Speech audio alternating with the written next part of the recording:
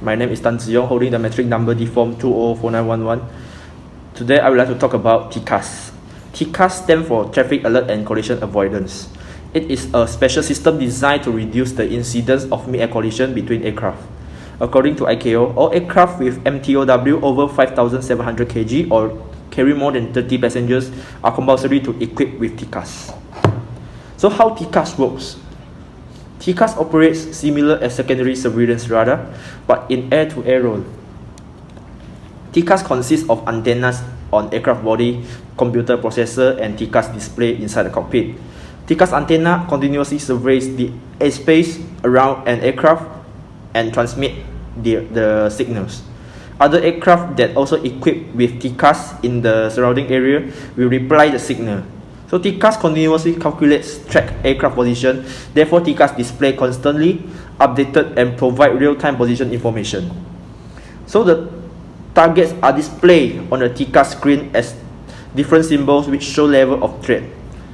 Aircraft relative attitudes also will be displayed. So I would like to talk about some general knowledge about the relative attitude. Relative attitude is the target's altitude in relation to the aircraft. So TCAS cannot be displayed without TCAS antenna or transponder. That's all for me. Thank you. Alright, so I'll take the A320 as the example of the TCAS here. That's the first thing that we'll talk about. So in the case that the TCAS indication on the navigation display indicates -11. -11 basically means that the intruder aircraft is 11,000 feet below you. Alright, and if it indicates positive on +07, and that means that the intruder aircraft is 7,000 feet above you. So that's the first thing I would have talked about. That's the examples of how the indication works, or the understanding of indication. And next thing is that in case if we want to let the TCAS work, the pilots need to activate their transponder, and that's because the TCAS is an SSR based equipment, and that means that if in the case where another aircraft didn't switch on their transponder, your aircraft can't really detect it. In the case during takeoff, typically during takeoff, the pilot will set the transponder from STBY standby to TA or to TARA, depending on the situation and the pilot's preference. TA basically means traffic alert, and traffic alert means that the aircraft without RA, only solely TA, it means that the system, the TCAS system, will provide the pilots about the traffic and not to tell the pilot to climb or to descend. Alright, it will only tell the pilot traffic. So that's the oral warning that the system will give to the pilot. So whenever you hear traffic, and that means that the intruder aircraft is 40 seconds, is less than 40 seconds and more than 25 seconds to collide with you.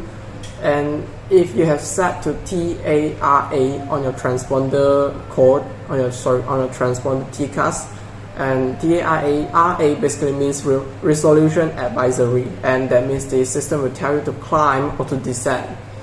Alright, so when you hear climb or descend, that means that your aircraft and the intruder aircraft is less than 25 seconds to collide with each other. And the system is smart enough that they will, whenever two aircraft they are going to collide with each other, and one system tell the pilots to climb, another will tell the pilots to descend. Alright, so that they will bypass each other or they will not collide with each other. And in this case here, when you have passed each other, and in the end of the day we hear clear of conflict. So clear of conflict, that basically means that the possibility of collision has been eliminated, and the system think that you're all good. Alright, so they tell you that you're now safe. So that's how the oral warning and the indication of TCAS, or what should you do to activate the TCAS. So That's all from me, and thank you for listening. Hello, my name is Nigel with the matrix number of DFOM2007954. So for my group is to talk about TCAS, and in my part is to talk about a certain case study called the Uberlingen case study. It is something to do between air traffic controls and also TCAS. Now let's move on to the point.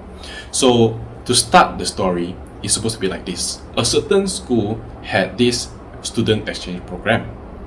So their original flight wasn't with the operators that was involved in the accident. It was with another airlines and a different timing of flight. But they missed the flight. So one of the operator that was involved in the case, called Bashkiran Flight, offered them a chartered flight. So let's escalate to the point instead. So how it all started was Bashkiran Airlines and DHL International Aviation ME, they were flying at the same altitude, flight level 360. But the direction was towards each other. At the moment, they were guided and controlled by a Switzerland air traffic control. An ATC from Switzerland had a delay in radar, and at the same time, they were having immense workload. For my research, there were only 2 people working at the moment, if I'm not mistaken. So that's why there were a lot of workload, because they didn't just have to control and guide 2 operators of airlines, but other aircrafts as well. So due to this, the ATC misunderstood and misguided the aircraft and also overlooked the safety distance. ATC asked one of the airlines to descend. But for another airlines, TCAS instructed the aircraft to descend as well. They were already at the same flight level and already headed towards each other's direction, and still they both descend. Instead of one climbing, one descend, both of them descend. So the one that followed TCAS was actually right. That pilot did a good job to follow TCAS instruction.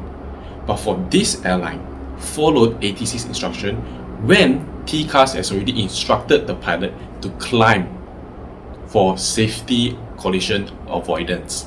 TCAS is actually made to prevent these kinds of collision. But the pilot did not follow TCAS and follow ATCs instead.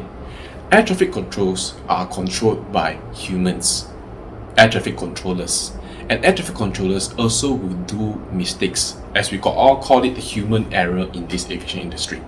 So my point in this video is to say that nowadays, technologies have become so advanced. The aviation industry has come up with something called the TCAS. And for pilots, we should understand how accurate TCAS is. And even air traffic controllers, even though how well trained and knowledgeable they are still human. They could cause human errors, mistakes. So this case study is to teach pilots to follow TCAS. So as this pilot did the right job to follow TCAS to descend, another ignored the instruction of TCAS asking them to climb. So if both pilots followed TCAS instruction, they wouldn't collide. So that's all for my part, and thank you very much.